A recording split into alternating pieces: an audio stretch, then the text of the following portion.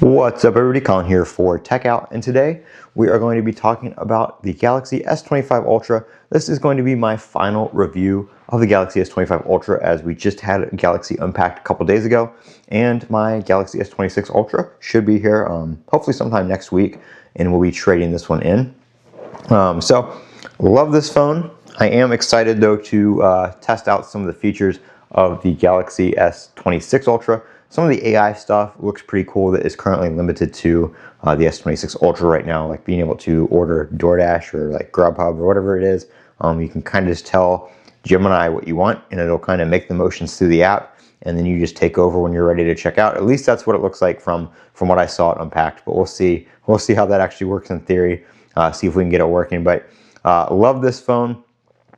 It's been a pretty decent device. Battery life's been pretty good. I've been running the betas on it here for a little while now, so we are on the One UI 8.5 beta, and I am kind of excited to see what One UI 8.5 is going to bring to the Galaxy S26 with the version that's already installed on there.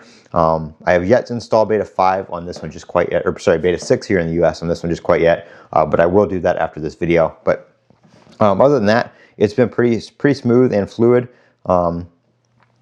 Got the folder set up. I made a video on that, on using the Good Lock to do some folders and stuff like that. But everything's been pretty good. I am excited to have the more rounded edges on the Galaxy S26 Ultra, because they don't dig into your palm as much when you're holding it in your hand like that.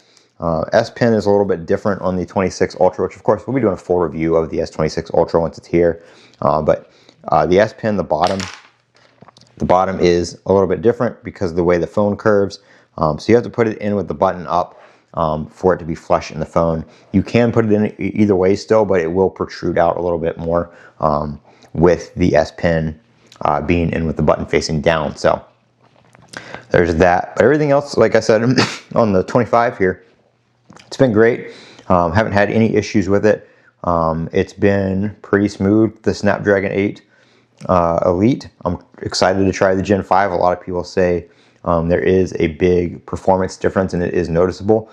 So quite excited to see what that's going to bring on the Galaxy S26 Ultra. So we'll be checking that out here, hopefully, like I said, depending on the delivery, sometime next week. But just a little farewell here to the Galaxy S25 Ultra. It's been a great device. I've always enjoyed my time with it. Just like the Pressed, I mean, ever since like the 23, they've been doing pretty good. So battery life and performance wise with the Snapdragon chipset. So like I said, no issues there. But we'll be doing some videos on the 26 when it comes out. I've got some accessories that'll be here on the way shortly, and some stuff like that. So look forward to that. Make sure you subscribe so you don't miss that.